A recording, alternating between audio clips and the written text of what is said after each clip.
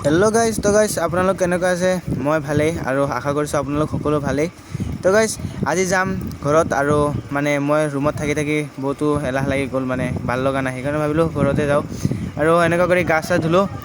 আৰু এতিয়া কাপোৰ চাপোৰ পিন্ধি পেলাই যাম ঘৰলৈ তো গাইজ এইখিনি কাপোৰ ওলালোঁ আৰু দুটামান কাপোৰ ল'ব লাগিব কাৰণ ঘৰত গৈতো পিন্ধিব লাগিব আৰু মোৰ সকলো কাপোৰ মানে ৰুমতে ৰখা আছিল সেইকাৰণে ভাবিলোঁ কিয়নো গোটেইখিনিতো ল'ব লাগিব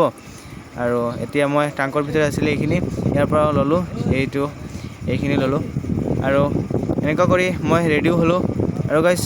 ব'লক এতিয়া মই গেছটো অফ কৰি দিওঁ কাৰণ এইটো অফ নকৰিলে পাছত যদি বাই চান্স পোৱা নাযায় সেইকাৰণে অফ কৰিলোঁ এইটো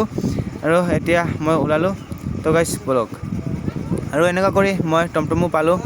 তো গাইজ এতিয়া গৈ আছোঁ মই ঘৰত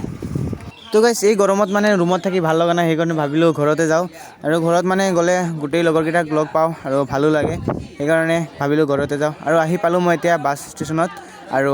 এতিয়া এৰিব অকণ পাছত বাছখন আৰু এতিয়া এৰিলে ৰখোতে মানে অকণ টাইম ৰখিছোঁ আহি পেলাই মানে বাছখন হেৰি কৰা নাছিলে তেতিয়া এৰিলে তো গাইজ ব'লক গৈ আছোঁ ঘৰলৈ